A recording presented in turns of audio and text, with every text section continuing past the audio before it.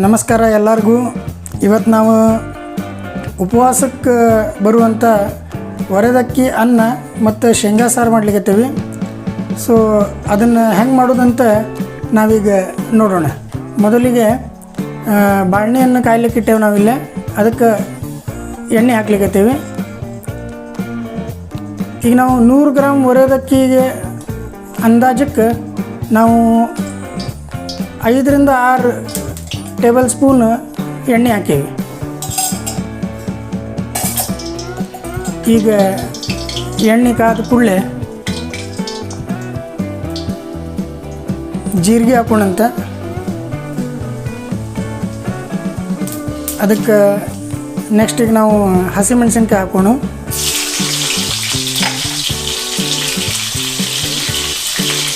ಸ್ವಲ್ಪ ಹಸಿಮೆಣಸಿನ್ಕಾಯಿ ಫ್ರೈ ಆದ ಕೂಡಲೇ ಅದಕ್ಕೆ ನಾವು ಹುರಿದಿಟ್ಟಂಥ ಶೇಂಗಾ ಹಾಕೋಣಂತೆ. ಅವು ಸಾಧಾರಣ ಒಂದು ಹಿಡಿಯಷ್ಟು ಶೇಂಗಾ ಹಾಕೋಣ. ಈಗ ಅದಕ್ಕೆ ನಾವು ಬಟಾಟೆ ಹಾಕೋಣಂತೆ. ಬಟಾಟೆ ನಾವು ಮೊದಲು ಹೆಚ್ಚಿ ನೀರಾಗಿ ಇಟ್ಕೊಂಡಿದ್ವಿ. ಬಟಾಟೆ ಮೊದಲು ಹೆಚ್ಚಿ ನೀರಾಗಿ ಇಟ್ಕೊಂಡ್ರೆ ಅವು ಕಪ್ಪಾಗೋದಿಲ್ಲ. ಈಗ ನೋಡಿರಿ, ನಾವು ಇದಕ್ಕೆ ಬಟಾಟೆ ಹಾಕ್ಕೊಂಡೀವಿ.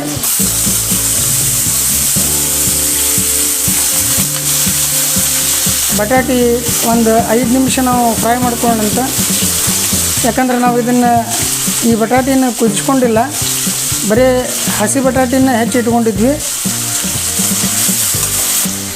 ಇನ್ನೊಂದು ಟಿಪ್ಸ್ ಏನು ಗೊತ್ತದೆ ನಿಮಗೆ, ನೀವು ಯಾವುದೋ ಕಾಯಿಪಲ್ಯ ಬೇಯಿಸ್ಲಿಕ್ಕೆ ಹಾಕ್ತಿರಲ್ಲ, ಆ ಕಾಯಿಪಲ್ಯ ಬೇಯಿಸ್ಲಿಕ್ಕೆ ಹಾಕಿದ ಕೂಡಲೇ ಅದ್ರ ಹಿಂದೆ ಸ್ವಲ್ಪ ಉಪ್ಪು ಹಾಕಿರಿ. ಅಂದ್ರೆ ಕಾಯಿಪಲ್ಯ ಲಘು ಬೇಯ್ತಾವೆ. ಈಗ ನಾವು ಬಟಾಟೆ ಹಾಕೀವಿ, ಅದರಿಂದ ನಾವು ಸ್ವಲ್ಪ ಅದು ಬೇಯಲಿಕ್ಕೆ ಉಪ್ಪು ಹಾಕ್ಲಿಕ್ಕತ್ತೇವೆ ಇಲ್ಲೇ. ಆಮೇಲೆ ನಾವು ರುಚಿ ನೋಡಿಕೊಂಡು ಇನ್ನೊಂದು ಸ್ವಲ್ಪ ಉಪ್ಪು ಆ್ಯಡ್ ಮಾಡೋಣಂತ.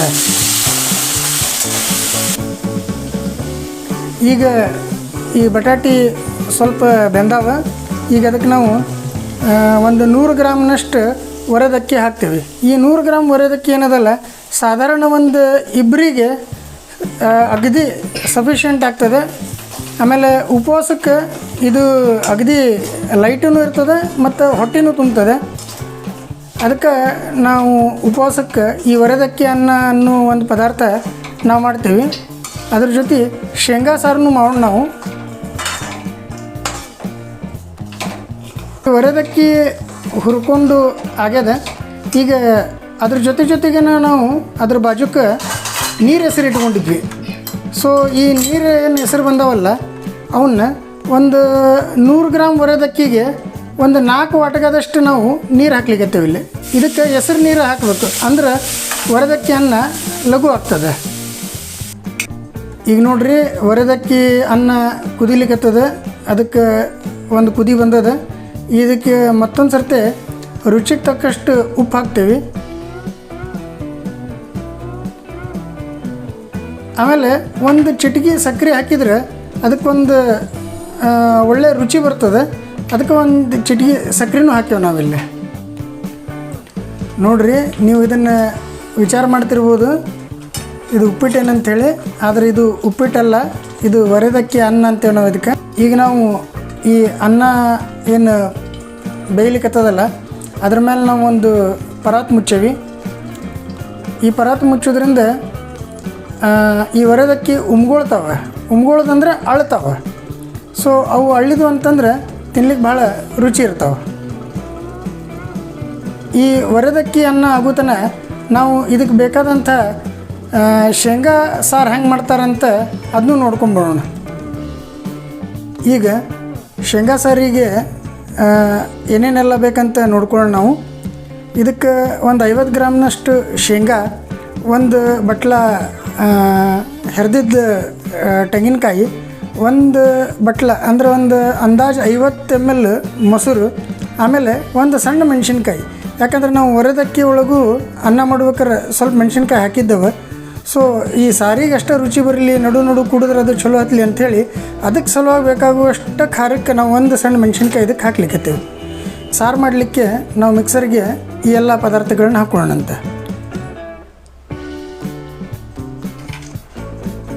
ಶೇಂಗಾ, ಒಂದು 50 ಗ್ರಾಮು, ಒಂದು ಬಟ್ಲ ತೆಂಗಿನಕಾಯಿ ತುರಿ, ಒಂದು ಸ್ವಲ್ಪ ಜೀರಿಗೆ, ರುಚಿಗೆ ತಕ್ಕಷ್ಟು ಉಪ್ಪು, ಒಂಚೂರು ಸಕ್ಕರೆ, ಒಂದು ಸಣ್ಣ ಮೆಣಸಿನ್ಕಾಯಿ, ಒಂದು 50 ml ಮೊಸರು ಅಥವಾ ಒಂದು ಬಟ್ಲ ಮೊಸರನ್ರಿ ನೀವು. ಇದನ್ನೆಲ್ಲ ಹಾಕಿ ನಾವೀಗ ಇದನ್ನು ಮಿಕ್ಸಿ ಮಾಡೋಣಂತ. ನೋಡ್ರಿ, ನಾವು ಸಾರಿನ ತಯಾರಿ ಎಲ್ಲ ಮಾಡ್ಕೊಳ್ತಾನ ಅಂತಂದ್ರೆ ಅದನ್ನೆಲ್ಲ ಮಿಕ್ಸಿಗೆ ಅದು ಹಾಕ್ಕೊಳ್ತಾನ ಅಂತಂದ್ರೆ ನಮ್ಮ ಒರೆದಕ್ಕಿ ಅನ್ನ ರೆಡಿ ಆಗಿದೆ. ಈಗ ನಾವು ಒರೆದಕ್ಕಿ ಜೊತೆ ಬೇಕಾಗು ಶೇಂಗಾ ಸಾರು ಮಾಡೋಣಂತ. ಮೊದಲಿಗೆ ಒಂದು 4 ಟೇಬಲ್ ಸ್ಪೂನ್ ಎಣ್ಣೆ,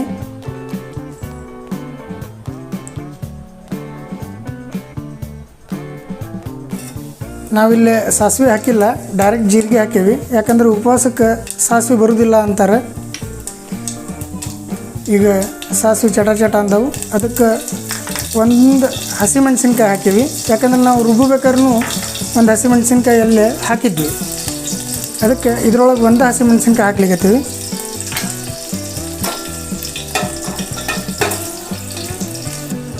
ಈಗ ಇದಕ್ಕೆ ನಾವು ಬಟಾಟೆ ಹಾಕ್ಲಿಕ್ಕತ್ತೀವಿ.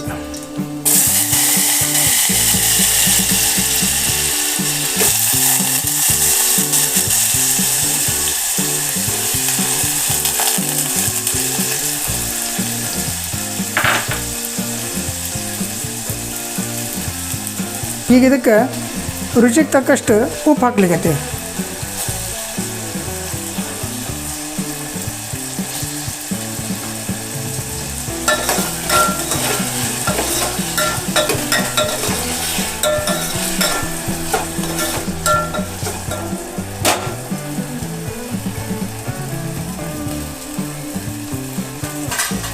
ಈಗ ಈ ಬಟಾಟಿ ಬೇಯಲಿಕ್ಕೆ ನಾವು ಇದ್ರ ಮೇಲೆ ಒಂದು ಮುಚ್ಚಳ ಮುಚ್ಚಿ ಬೇಯಿಸೋಣಂತೆ. ಮುಚ್ಚಳ ಮುಚ್ಚಿದ್ರೆ ಪಲ್ಯ ಆಗಲಿ ಈ ಬಟಾಟಿ ಆಗಲಿ ಲಘು ಬೇಯ್ತಾವೆ. ಈಗ ಬಹುತೇಕ ನಮ್ಮ ಬಟಾಟಿ ಬೆಂದಿರಬೇಕು, ನೋಡೋಣಂತ.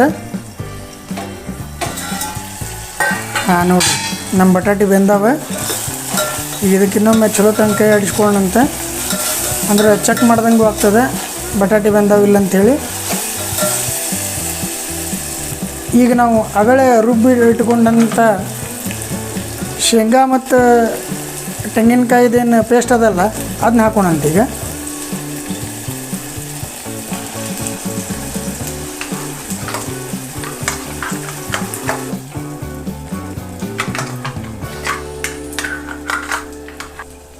ಇದಕ್ಕೆ ನೀರು ಸೇರಿಸೋಕ್ಕಿಂತ ಮುಂಚೆ ನಾವೇನು ಮಿಕ್ಸರ್ ಭಾಂಡಿ ಒಳಗೆ ರುಬ್ಕೊಂಡಿದ್ವಲ್ಲ ಅದಕ್ಕೊಂಚೂರು ನೀರು ಹಾಕಿ ಕೈ ಆಡಿಸಿದಕ್ಕೆ ಹಾಕ್ಬೋಣಂತ. ಅಂದ್ರೆ ಅದರೊಳಗಿದ್ದ ಪೇಸ್ಟೂ ಎಲ್ಲ ಇದಕ್ಕೆ ಬರ್ತದೆ. ಆಮೇಲೆ ಎಷ್ಟು ಬೇಕಾದಷ್ಟು ನೀರು ನಾವು ನೋಡ್ಕೊಂಡು ಹಾಕ್ಕೊಳ್ಳೋಣಂತೆ. ಈಗ ನಾವು ಮಿಕ್ಸಿ ತೊಳ್ಕೊಂಡು ನೀರು ಹಾಕಿದ್ವಿ.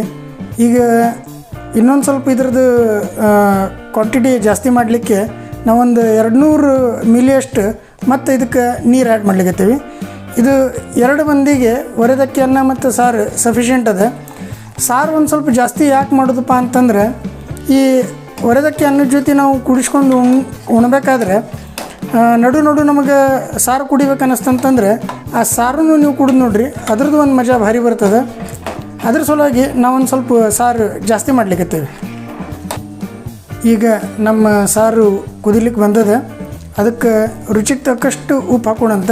ಯಾಕಂದ್ರೆ ನಾವು ಒರೆದಕ್ಕಿ ಒಳಗೂ ಸ್ವಲ್ಪ ಉಪ್ಪು ಹಾಕಿದ್ವಿ. ಸೊ ಅದು ಬ್ಯಾಲೆನ್ಸ್ ಆಗೋಂಗೆ ಇದಕ್ಕೆ ಉಪ್ಪು ಹಾಕೋಣಂತೆ. ಹಂಗೆ ರುಚಿಗೆ ತಕ್ಕಷ್ಟು ಒಂದು ಸಿಹಿ ಟೆಕ್ಸ್ಚರ್ ಇರಲಿ ಅಂಥೇಳಿ ಒಂಚೂರು ಒಂದು ಚಿಟಿಕೆ ನಾವು ಇದಕ್ಕೆ ಸಕ್ಕರೆನೂ ಹಾಕ್ಲಿಕ್ಕತ್ತೀವಿ.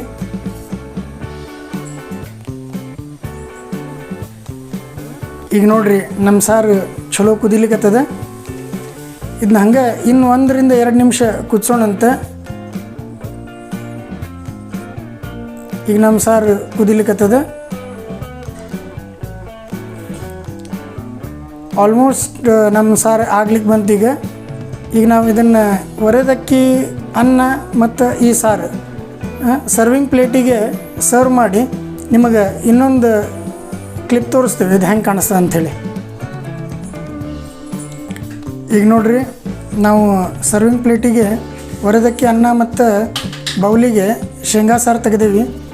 ನಮ್ಮ ಚಾನಲಿಗೆ ಪ್ಲೀಸ್ ಸಬ್ಸ್ಕ್ರೈಬ್ ಮಾಡಿರಿ, ಶೇರ್ ಮಾಡಿರಿ, ಲೈಕ್ ಮಾಡಿರಿ, ಬೆಲ್ ಐಕಾನ್ ಕ್ಲಿಕ್ ಮಾಡಿರಿ. ಉಪವಾಸದ ಒಂದು ಡಿಶ್ ಆಗಿರುವಂಥ ವರದಕ್ಕಿ ಅನ್ನ ಮತ್ತು ಶೇಂಗಾ ಸಾರು ಇದನ್ನು ನಾವು ಸವಿತಾ ಇದ್ದೀವಿ. ಹಾಗೂ ನೀವು ಇದನ್ನು ಮಾಡಿ ನಮಗೆ ಇದು ಹೆಂಗಾಗ್ತದೆ ಅಂತ ಕಮೆಂಟ್ ಮೂಲಕ ತಿಳಿಸ್ರಿ. ಎಲ್ಲರಿಗೂ ಧನ್ಯವಾದಗಳು. ನಮಸ್ಕಾರ.